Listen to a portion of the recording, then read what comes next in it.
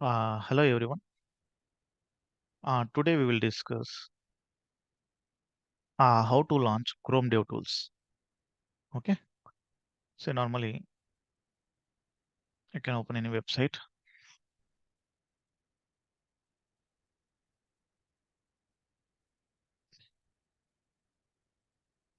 So this is the demo website, right? How to launch the Chrome DevTools. So how many ways you can launch Chrome DevTools? We can see. See one way is go here, more tools, right click,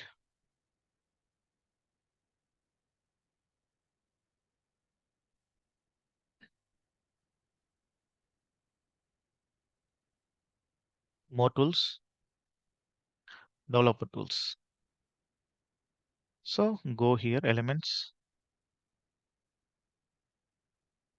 So here, this is one way to go to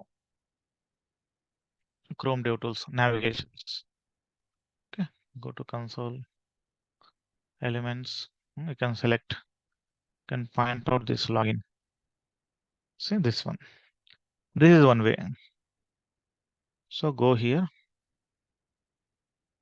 more tools, dev tools, developer tools.